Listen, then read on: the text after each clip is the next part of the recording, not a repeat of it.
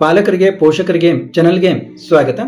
ಮೊದಲು ವಿಷಯಕ್ಕೆ ಬರೋಕ್ಕಿಂತ ಮುಂಚೆ ಯಾರಿಗೆಲ್ಲ ಆಪ್ಷನ್ ಎಂಟ್ರಿ ಮಾಡಲಿಕ್ಕೆ ತಿಳಿತಾ ಇಲ್ಲ, ತುಂಬ ಗೊಂದಲ ಆಗ್ತದೆ ಅಂದರೆ ನಿಮ್ಮ ಒಂದು ಕ್ಯಾಟಗರಿ ರ್ಯಾಂಕ್ ಮತ್ತು ನೀವು ಯಾವ ಕೋರ್ಸು ಅಂದರೆ ಯಾವ ಬ್ರ್ಯಾಂಚ್ ತಗೊಳ್ಳಿಕ್ಕೆ ಇಷ್ಟಪಡ್ತೀರಾ, ನೀವು ನೀವು ಬೆಂಗಳೂರಲ್ಲಿ ಮಾಡಬೇಕಂತ ಇದ್ದೀರೋ ಅಥವಾ ಮೈಸೂರಲ್ಲಿ ಮಾಡಬೇಕಂತಿದ್ದೀರೋ ಅಥವಾ ಎಲ್ಲಿ ರೆಸ್ಟ್ ಆಫ್ ಕರ್ನಾಟಕ ಎಲ್ಲಿಯಾದರೂ ನೀವು ನಿಮ್ಮ ರ್ಯಾಂಕಿಗೆ ಒಳ್ಳೆ ಕಾಲೇಜ್ ಸಿಕ್ಕರೆ ಮಾಡಬೇಕಂತ ಇದ್ದೀರಾ ಅನ್ನೋದೇನಿದ್ರೆ ನಿಮ್ಮ ಇಂಟ್ರೆಸ್ಟನ್ನು ನೀವು ತಿಳಿಸಿದರೆ ನಿಮ್ಮ ಒಂದು ಕ್ಯಾಟಗರಿ ರ್ಯಾಂಕಿಗೆ ಅನುಗುಣವಾಗಿ ಒಂದು ಆಪ್ಷನ್ ಎಂಟ್ರಿ ಲಿಸ್ಟನ್ನು ನಾನು ರೆಡಿ ಮಾಡಿಕೊಡ್ತೀನಿ. ಅದಕ್ಕೆ ಏನಿಲ್ಲ, ಒಂದು 500 ರೂಪೀಸ್ ಫೀಸ್ ತೊಗೋತೀವಿ. ನೀವು ಅದನ್ನು ನನಗೆ ಮೊದಲು ಫೋನ್ ಮಾಡಿ ತಿಳ್ಕೊಂಡು, ನಾನು ಫ್ರೀ ಇದ್ದರೆ ನೀವು ತಿಳ್ಕೊಂಡು ಆಮೇಲೆ ಫೋನ್ಪೇ ಮಾಡಿ ನೀವು ನಿಮ್ಮ ಒಂದು ಆಪ್ಷನ್ ಎಂಟ್ರಿ ಲಿಸ್ಟನ್ನು ಪಡಿಬಹುದು. ಈಗ ನೇರವಾಗಿ ವಿಷಯಕ್ಕೆ ಬರೋಣ. ನಾನು ಕಳೆದ ವಿಡಿಯೋದಲ್ಲಿ ಹೇಳಿದ್ದೆ, ನಿಮ್ಮ ಏನಾದರೂ ಒಂದು ಸಂದೇಹಗಳಿದ್ದರೆ ಅದನ್ನು ಕಾಮೆಂಟ್ನಲ್ಲಿ ಕೇಳಿ, ಅದಕ್ಕೆ ನಾನು ಉತ್ತರ ನೀಡ್ತೀನಿ ಅಂತ. ಈಗ ಯಾವುದಾದ್ರೂ ಕಾಮೆಂಟ್ಗಳಲ್ಲಿ ಒಂದು ವಿಷಯ ಇದೆ, ಅದನ್ನು ಎಲ್ಲರೂ ತಿಳಿದುಕೊಂಡ್ರೆ ತುಂಬ ಉತ್ತಮ ಅನ್ನೋದನ್ನು ನಾನು ಖಂಡಿತ ವಿಡಿಯೋ ಮಾಡಿ ಹೇಳ್ತೀನಿ. ಇಲ್ಲಿ ಒಬ್ಬರು ತುಂಬ ಒಂದು ಇಂಪಾರ್ಟೆಂಟ್ ಆದಂಥ ವಿಷಯವನ್ನು ಕೇಳಿದ್ದಾರೆ. ಇದನ್ನು ನೀವೆಲ್ಲರೂ ತಿಳ್ಕೋಬೇಕು, ಯಾಕಂದರೆ ಇದು ಎಲ್ಲರಿಗೂ ಕೂಡ ಮುಖ್ಯ ಆಗುತ್ತೆ. ಅವ್ರ ರ್ಯಾಂಕು ಬೇರೆ ಇದೆ, ಅವರ ಒಂದು ಕಾಲೇಜ್ ಬೇರೆ ಇದೆ ಅಂತ ಏನಿಲ್ಲ, ಎಲ್ಲರಿಗೂ ಕೂಡ ಈ ಒಂದು ಸಮಸ್ಯೆ ಬರುತ್ತೆ. ಯಾಕಂದರೆ ಈ ವರ್ಷ ಕಳೆದ ವರ್ಷಗಳಿಗಿಂತ ಭಿನ್ನವಾಗಿ ರೌಂಡ್ಗಳನ್ನು ಮಾಡ್ತಾ ಇದ್ದಾರೆ. ಒಂದು ಪ್ರೀ ರೌಂಡ್ ಅಂತ ಮಾಡ್ತಾ ಇದ್ದಾರೆ. ಈ ಪ್ರೀ ರೌಂಡ್ ಅಂದರೆ ಏನು, ಮತ್ತೆ ಅದರಲ್ಲಿ ನಾವು ಯಾವ ರೀತಿ ನಿರ್ಧಾರ ತೆಗೆದುಕೊಳ್ಳಬೇಕು ಅನ್ನೋದು ವಿದ್ಯಾರ್ಥಿಗಳಲ್ಲಿ ಗೊಂದಲ ಆಗ್ತಾ ಇದೆ. ಈಗ ಇವರ ಪ್ರಶ್ನೆ ಏನು ಅಂತ ನಾನು ಓದಿ ಹೇಳ್ತೀನಿ, ಅದ್ರಲ್ಲಿ ಸ್ಕ್ರೀನ್ ಮೇಲೂ ಬರುತ್ತೆ, ನೀವು ನೋಡಿ. ಈ ಒಂದು ಅವರ ಒಂದು ಏನು ಪ್ರಶ್ನೆ ಸರಿಯಾಗಿದೆ. ಅವ್ರು ಏನು ಕೇಳ್ತಾ ಇದ್ದಾರೆ, ನಮಸ್ತೆ sir, my engineering rank is 996. ನೋಡಿ, ವೆರಿ ಗುಡ್ ರ್ಯಾಂಕ್ ಇದೆ ಅವ್ರದ್ದು, 996 ರ್ಯಾಂಕ್ ಇದೆ. I belong to OBC category 1G. ನೋಡಿ, ಅವ್ರದ್ದು 1G ಕ್ಯಾಟಗರಿ ಇದೆ.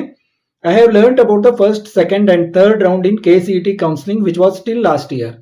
ನೋಡಿ, ಲಾಸ್ಟ್ ಇಯರ್ ವರೆಗೆ first round, second round, third round ಅಂತ ಇತ್ತು. ಅದ್ರ ಹಿಂದಿನ ವರ್ಷ ಥರ್ಡ್ ರೌಂಡ್ಗೆ ನಾವು ಸೆಕೆಂಡ್ ಎಕ್ಸ್ಟೆಂಡೆಡ್ ರೌಂಡ್ ಅಂತ ಕರಿತಿದ್ವಿ. 2024 25 ಅದನ್ನ ಥರ್ಡ್ ರೌಂಡ್ ಅಂತ ಕರಿತಾ ಇದ್ವಿ. ಅದು ಅವರೆಲ್ಲ ಗಮನಿಸಿದ್ದಾರೆ.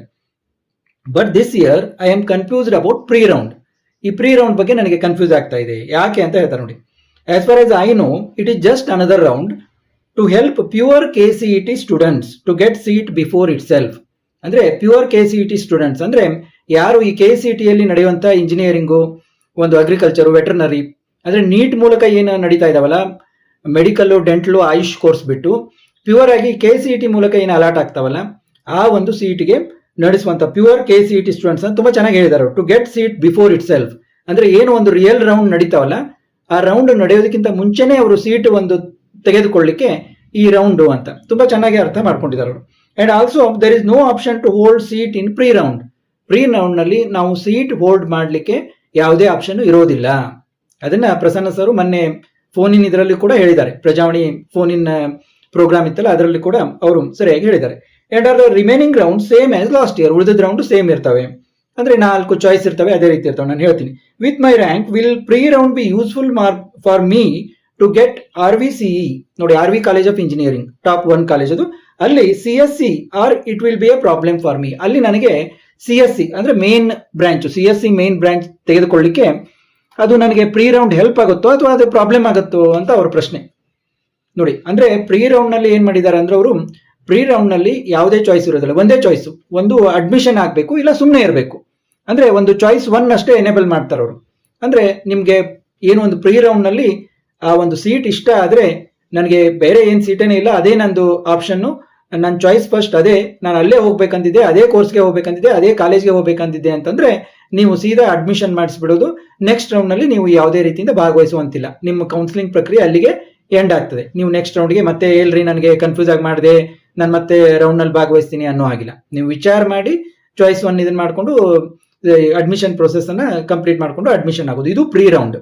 ಅಂದ್ರೆ ಯಾರಿಗೆ ತುಂಬಾ ಖಚಿತವಾಗಿ ನನಗೆ ಸರಿಯಾದ ಕಾಲೇಜು, ಸರಿಯಾದ ಕೋರ್ಸ್ ಸಿಕ್ಕಿದೆ ಅಂದವ್ರು ಸೀದಾ ಹೋಗಿ ಅಡ್ಮಿಷನ್ ಮಾಡಿಬಿಡೋದು. ಮತ್ತೆ ನೆಕ್ಸ್ಟ್ ರೌಂಡ್ ಬಗ್ಗೆ ತಲೆ ಕೆಡಿಸ್ಕೊಳ್ಳೋಂತಿಲ್ಲ, ಅಲ್ಲಿ ಭಾಗವಹಿಸಲಿಕ್ಕೆ ನಿಮ್ಗೆ ಅವಕಾಶ ಇಲ್ಲ. ಯಾಕಂದ್ರೆ ಇದೇನು ಯಾರಿಗೂ ಪ್ರೆಷರ್ ಇಲ್ಲ. ಅವರು ಹೇಳ್ತಾ ಇದ್ದಾರೆ, ಪ್ರಸನ್ನ ಸರ್, ನಿಮ್ಗೆ ಏನಾದ್ರು ನೆಕ್ಸ್ಟ್ ನಿಮ್ಗೆ ಗಲಿಬಿಲಿ ಇದೆ, ನಿಮ್ಗೆ ಗೊಂದಲ ಇದೆ ಅಂದ್ರೆ ನೀವು ನೆಕ್ಸ್ಟ್ ರೌಂಡ್ ನಲ್ಲಿ ಭಾಗವಹಿಸಿ. ಏನು ಫಸ್ಟ್ ರೌಂಡ್ ಸ್ಟಾರ್ಟ್ ಮಾಡ್ತೀವಲ್ಲ ಅದ್ರಾಗ ಭಾಗವಹಿಸಿ. ನೀವು ಪ್ರೀ ರೌಂಡ್ ನಲ್ಲಿ ಸುಮ್ಮನೆ ಇದ್ಬಿಡಿ, ಯಾಕಂದ್ರೆ ಅಲ್ಲಿ ಏನು ಚಾಯ್ಸು ಕೊಟ್ಟಿಲ್ಲ ನಾವು, ಬರೀ ಒಂದೇ ಚಾಯ್ಸ್ ಇದೆ, ಅಡ್ಮಿಷನ್ ತಗೊಳ್ಳೋದು. ನಿಮ್ಗೆ ಬೇಕಂದ್ರೆ ಅಡ್ಮಿಷನ್ ತಗೊಳ್ಳಿ, ನಿಮ್ಗೆ ಏನು ನಮ್ಗೆ ಗೊಂದಲ ಇದೆ, ನಮ್ಗೆ ಬೇಕೋ ಬೇಡೋ ಅಂತ ತಿಳಿತಾ ಇಲ್ಲ ಅಂದ್ರೆ ಸುಮ್ಮನೆ ಇದ್ಬಿಡಿ, ನೀವು ಮುಂದಿನ ರೌಂಡ್ ನಲ್ಲಿ ಏನು ಅಲಾಟ್ ಆಗ್ತದೆ ನೋಡುವಂತ್ರಿ ಅಂತ. ಈಗ ಇವ್ರದ್ದೇನಿದೆ, ಇವರ ರ್ಯಾಂಕಿಗೆ ಇವರಿಗೆ RV ಕಾಲೇಜಲ್ಲಿ ಮೇನ್ CS ಬ್ರಾಂಚು ಬೇಕಾಗಿದೆ. ಇವ್ರದ್ದು ಏನಿದೆ ರ್ಯಾಂಕು 996 ಇದೆ. ಈಗ 996 ಇದ್ದಾಗ ಬಹಳಷ್ಟು ಅಂದ್ರೆ ನಾವು ಏನು ರೆಫರೆನ್ಸ್ ತಗೋಬಹುದು ಅಂತಂದ್ರೆ, ಈಗ ಲಾಸ್ಟ್ ಇಯರ್ 1G ಕ್ಯಾಟಗರಿಗೆ ನೋಡಿ, ಜನರಲ್ ಮೆರಿಟ್ದು ಹೇಳ್ತೀನಿ ನಾನು. 1G ಕ್ಯಾಟಗರಿಗೆ ಫಸ್ಟ್ ರೌಂಡ್ನಲ್ಲಿ 514ಗೆ ನಿಂತಿದೆ. ಈಗ ಪ್ರೀ ರೌಂಡ್ನಲ್ಲಿ ಅಲರ್ಟ್ ಆಗುತ್ತೆ ಅಂತಂದ್ರೆ ನಾವು ಇದನ್ನ ಒಂದು ರೆಫರೆನ್ಸ್ ಆಗಿ ಇಟ್ಕೋಬಹುದು. ಈಗ 1G ಕ್ಯಾಟಗರಿಗೆ 514ಅಲ್ಲಿ RV ಕಾಲೇಜಲ್ಲಿ ಒಂದು CS ಮೇನ್ ಬ್ರಾಂಚ್ ಸಿಕ್ಕಿದೆ ಅಂತಂದ್ರೆ ಇವರಿಗೆ ಪ್ರೀ ರೌಂಡ್ನಲ್ಲಿ CS ಮೇನ್ ಬ್ರಾಂಚು ಸಿಗೋದು ಕಷ್ಟ. ಅಂದ್ರೆ ಲಾಸ್ಟ್ ಇಯರ್ ನೋಡಿದ್ರೆ, ಯಾಕಂದ್ರೆ ಆಲ್ಮೋಸ್ಟ್ 400 ಮೇಲೆ ಏನಾಯ್ತು, ಡಿಫ್ರೆನ್ಸ್ ಆಯ್ತು. ಆದ ಕಾರಣ ಇವರಿಗೆ ಸಿಗೋದು ಕಷ್ಟ. ಆದ್ರೆ ಏನಾಗ್ಬೋದು ಅಂತಂದ್ರೆ, ಇವರಿಗೆ CS ಅಲೈಡ್ ಬ್ರಾಂಚ್ RV ಕಾಲೇಜಲ್ಲಿ ಒಟ್ಟು CS ಮೇನ್ ಬ್ರಾಂಚ್ ಬಿಟ್ಟು ಮತ್ತೆ 3 ಬ್ರಾಂಚ್ ಇದಾವೆ. ಒಂದು DS, CSC DS, CSC AML, CSC cyber security ಅಂತ 4 ಬ್ರಾಂಚ್ ಇದಾವೆ RV ಕಾಲೇಜಲ್ಲಿ. ಅದರಲ್ಲಿ ಇವರಿಗೆ ಅಲೈಡ್ ಬ್ರಾಂಚು ಅಲಾಟ್ ಆಗ್ಬೋದು.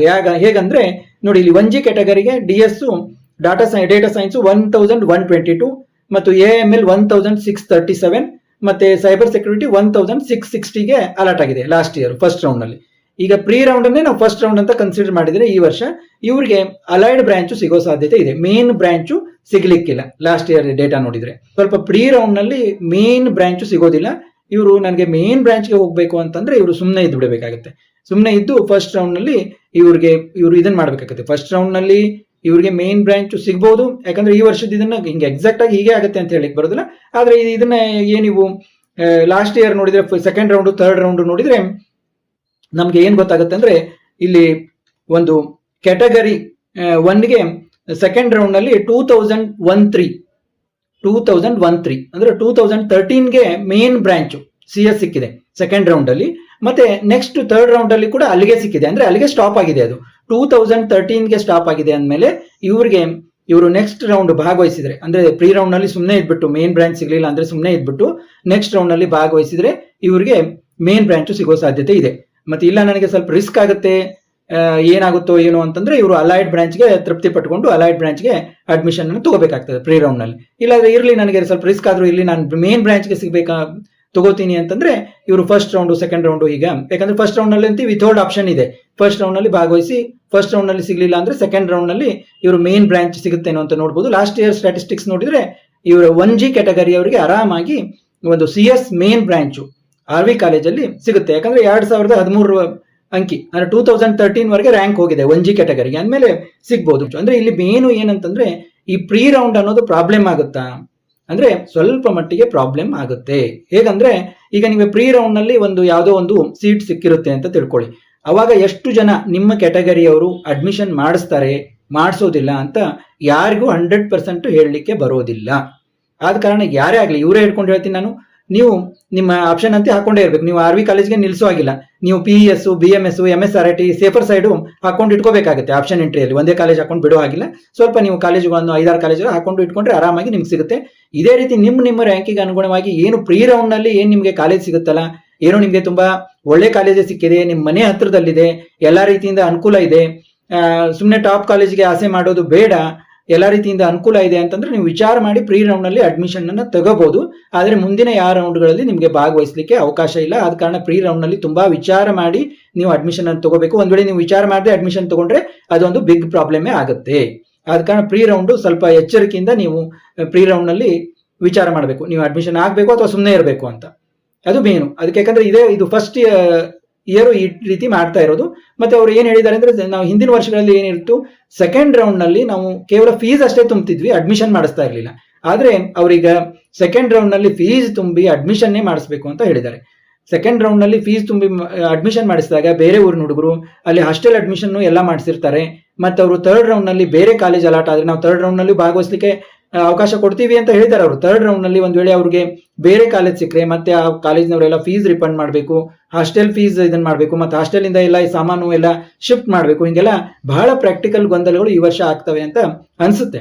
ಯಾಕಂದ್ರೆ ಅವ್ರೇನೋ ಕಾಲೇಜ್ನವರು ಅಗ್ದಿ ಸ್ಮೂತ್ ಆಗಿ ನಿಮಗೆ ಎಲ್ಲ ಫೀಸು ರಿಫಂಡ್ ಮಾಡಿದ್ರು ಕೂಡ ಈ ಪ್ರಾಕ್ಟಿಕಲ್ ಸಮಸ್ಯೆ ಮಾತ್ರ ಇರ್ತವೆ. ಎಲ್ಲ ಹಾಸ್ಟೆಲ್ ನಲ್ಲಿ ಹೋಗಿರ್ತೀರಾ, ಕೆಲವೊಂದಿನ ಏನೋ ಕಾಲೇಜ್ ಸ್ಟಾರ್ಟ್ ಆಗಿದ್ರೆ ಈಗ ಸೆಪ್ಟೆಂಬರ್ 15ಗೆ ಇದನ್ನ ಮಾಡ್ಬಿಡ್ತಾರೆ AICT ಅವರು ಅಡ್ಮಿಷನ್. ಮತ್ತೆ ಅದಕ್ಕಿಂತ ಮೊದಲೇನೆ ಇಂಡಕ್ಷನ್ ಪ್ರೋಗ್ರಾಮ್ ಅಂತ ಸೆಪ್ಟೆಂಬರ್ ಇಂದ ಸ್ಟಾರ್ಟ್ ಮಾಡ್ತಾರೆ ಕಾಲೇಜ್ನವರು. ಹೀಗಾಗಿ ಸ್ವಲ್ಪ ಪ್ರಾಬ್ಲಮ್ ಆಗೋ ಸಾಧ್ಯತೆ ಇದೆ. ನೀವು ಒಂದು ಕಾಲೇಜಿಗೆ ಹೋಗಿರ್ತೀರಾ, ಹಾಸ್ಟೆಲ್ ನಲ್ಲಿ ಇರ್ತೀರಾ, ಅಲ್ಲಿ ಹೋಗ್ತಾ ಇರ್ತೀರಾ, ಆಮೇಲೆ ಬೇರೆ ಕಾಲೇಜ್ ನಿಮ್ಗೆ ಅಪ್ಗ್ರೇಡ್ ಆದ್ರೂ ಕೂಡ ಆ ಕಾಲೇಜ್ಗೆ ಹೋಗ್ಲಿಕ್ಕೆ ಸ್ವಲ್ಪ ಪ್ರಾಬ್ಲಮ್ ಆಗುತ್ತೆ ಅಂತ ಈ ವರ್ಷ ಅನಿಸುತ್ತೆ. ಆದ ಕಾರಣ ಎಲ್ಲರೂ ಏನೇ ಆಗಲಿ ಅನಿವಾರ್ಯ ಸ್ವಲ್ಪ ಎಚ್ಚರಿಕೆಯಿಂದ ಭಾಗವಹಿಸಿ. ಮತ್ತೆ ಮುಂದಿನ ವಿಡಿಯೋದಲ್ಲಿ ಭೇಟಿಯಾಗೋಣ.